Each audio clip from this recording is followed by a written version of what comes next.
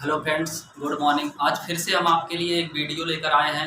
पिछले वीडियो में हमने आपको बहुपद का गुणनखंड मतलब बहुपद का भाग कैसे दिया जाता है और उसका बहुपद में गुणा कैसे होता है, ये दो चीज़ हमने आपको बताया था। ठीक है, आज हम आपको गुणनखंड बताने जा रहे हैं। गुणनखंड कैसे होता है, कैसे क्या करते हैं, हम आपको इस पे ज़्यादा से ज़्यादा सवाल बताने का प्रयास करेंगे। ठीक है, आपको यदि कोई भी कहीं भी दिक्कत उसमें गुणनखंड में आती है, जैसे यदि आपको गुणनखंड आता है तो हमारे वीडियो को रोक कर आप जितने प्रश्न हम आपको बता रहे हैं सारे प्रश्नों को आप सॉल्व कीजिए। ठीक है, तो हम आज आपको क्या बताएंगे, गुणनखंड।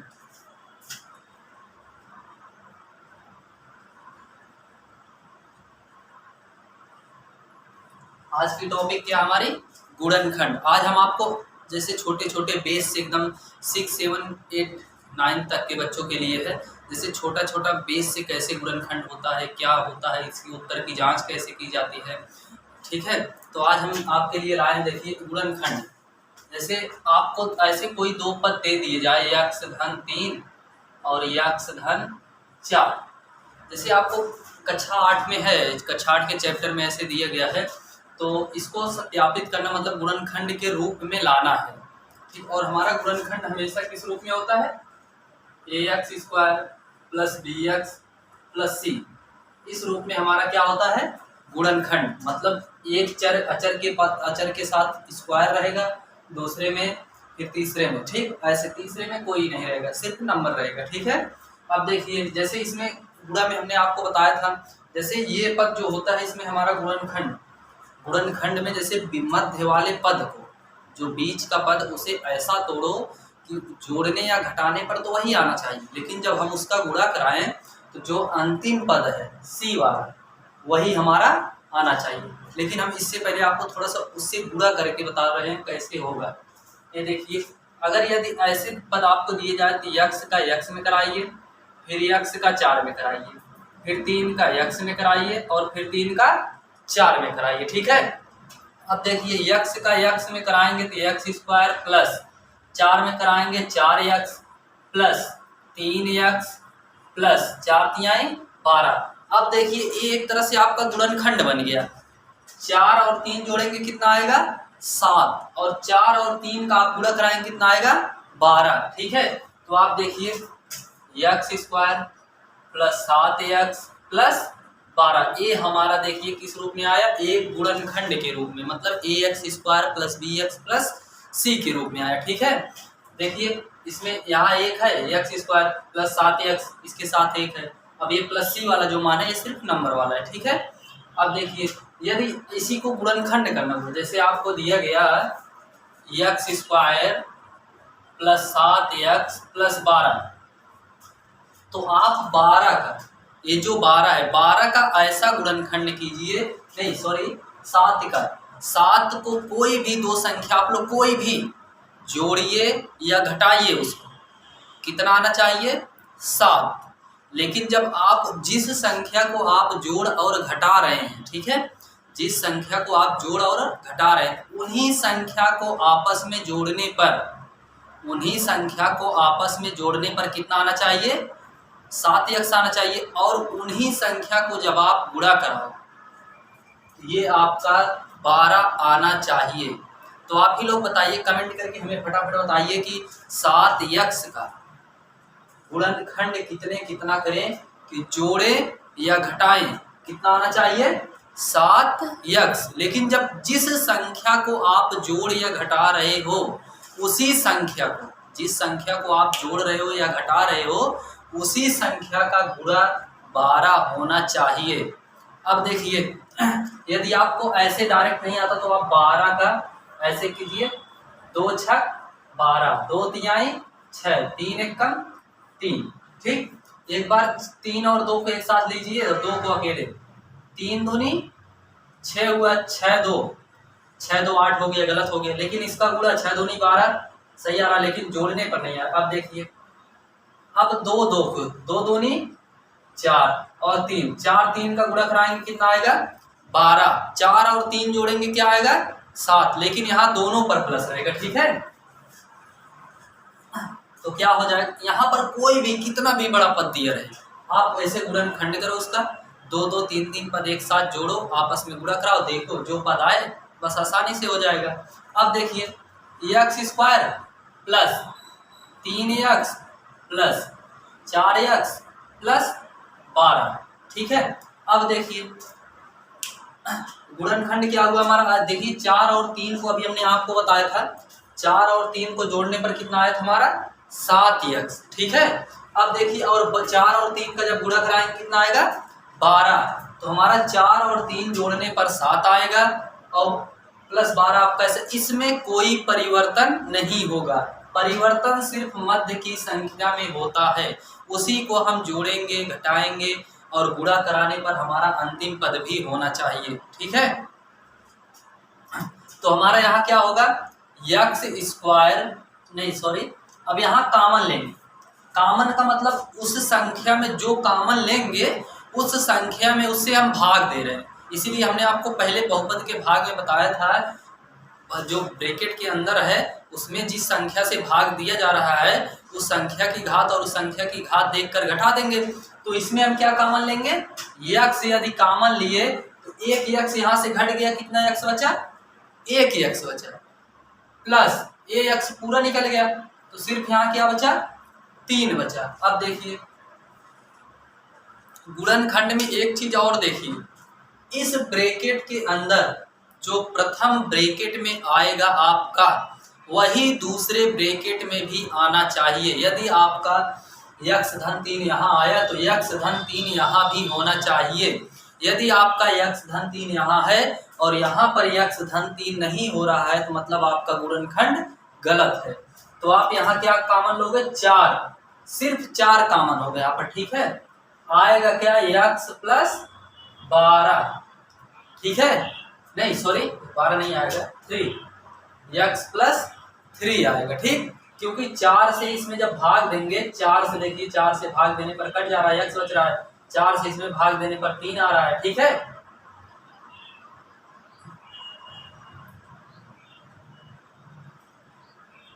ठीक है, अब देखिए हमने आपको अभी अभी क्या बताया था, जो इस ब्रैकेट में आएगा वही इस ब्रैकेट में भी होना चाहिए, ठीक है। आपका क्या हो गया, एक ब्रैकेट में इसको इस चिन्ह के साथ, इसको इस चिन्ह के साथ यहाँ इसके साथ लिख लेंगे, इसके साथ इसको एक साथ, और इस पद को एक बार कॉमन हो जाएगा, x प्लस 4 हो जाएगा और x प्लस 3। देखिए हमने अभी आपको यहाँ दिया था उत्तर की जांच, यदि आप उत्तर की जांच करना चाहें कि इतना तो हमारा आ गया, हमने आपको इसलिए पहले ही चीज बता दिया था कि यदि यहाँ इसका गुणा करेंगे इसका गुणा इसमें तो हमारा यही पद आएगा, ठीक है। अब कोई दिक्कत, ठीक है। हम नेक्स्ट क्वेश्चन पर चलते हैं। जैसे यहाँ दिया गया x square plus 5x plus 6, आपको अब देखिए, अब मध्य की संख्या को, जो मध्य की संख्या है हमारी, इसका ऐसा 2 भाग कीजिए, ऐसा 2 भाग कीजिए उसको कि आप, लेकिन एक बात याद रखना, जो भी आप भाग करेंगे उसके अलग अलग 2 भाग जो आप करेंगे इसमें कोई परिवर्तन नहीं होगा, आप चाहे जोड़िए चाहे घटाइए, आपका प्लस का 5x ही आना चाहिए और यहाँ पर भी प्लस का 6 ही होना चाहिए। जब आप इस मध्य की संख्या का आपस में आवंटन करेंगे, मतलब बांटेंगे, तो आपका ये 6 प्लस का भी 6 होना चाहिए, ठीक है। तो आप क्या क्या करोगे बताइए।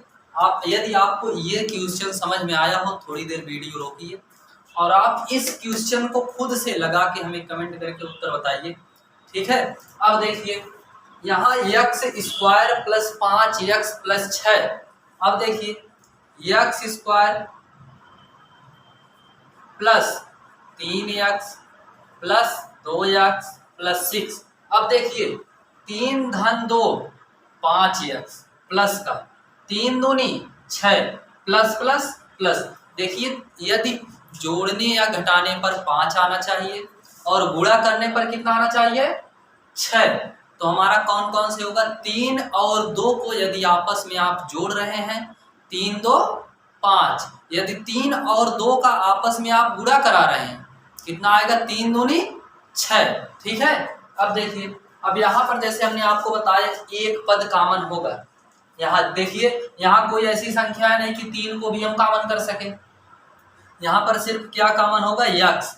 यक्स जब कॉमन होगा तो यक्स प्लस 3 आपका आएगा। ठीक है, अब देखिए इसमें +2 कॉमन होगा, 2 कॉमन होगा, 2 से 2 यहाँ पूरा खत्म।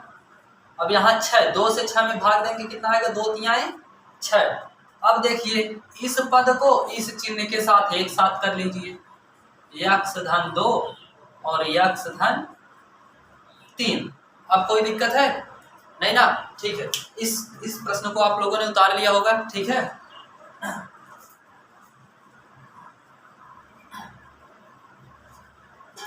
अब देखिए हमने आपको यहाँ यक्स धन 2 और यक्स धन 3 हमने तो आपको बता दिया गुणनखंड करके कि ये दूसरा क्वेश्चन नंबर 2 है।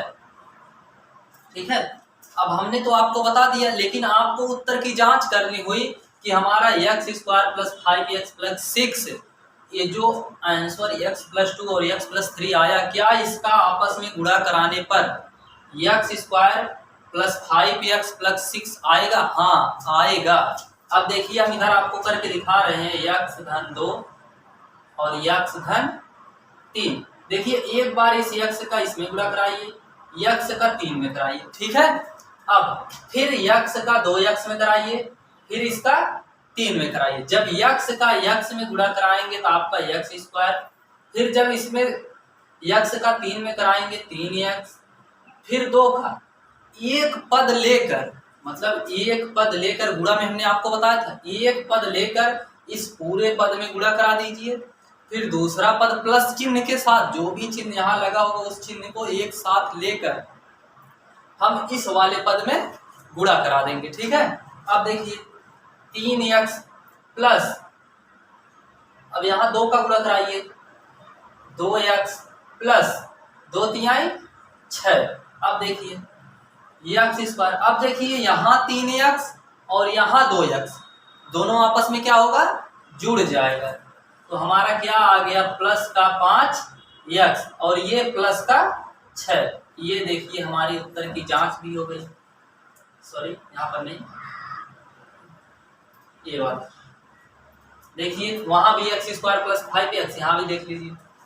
अब देखिए एक और नेक्स्ट क्वेश्चन लेते हैं आपके लिए। अभी तो सिर्फ हम आपको प्लस वाला, मतलब बेस एकदम, मतलब आपको कैसे गुणनखंड करना चाहिए, कैसे कैसे आप करोगे ताकि आपको कोई दिक्कत ना आए। ठीक है, अब देखिए, अब हम एक और x² + 11x + 30।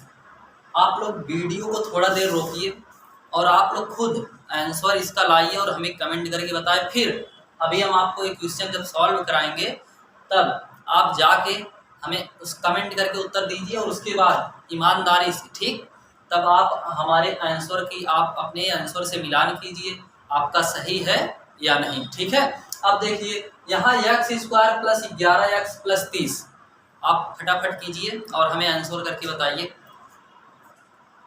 ठीक है, आपने वीडियो रोका और क्वेश्चन को सॉल्व किया होगा। अब हम सॉल्व करते हैं। देखिए x² 30 को, मतलब 11 को ऐसे 2 भाग में तोड़िए कि चाहे या तो आप उसे जोड़िए या आप उसे घटाइए। आपका आना कितना चाहिए? जोड़ने या घटाने पर 11x ही होना चाहिए, उसमें कोई परिवर्तन नहीं होना चाहिए।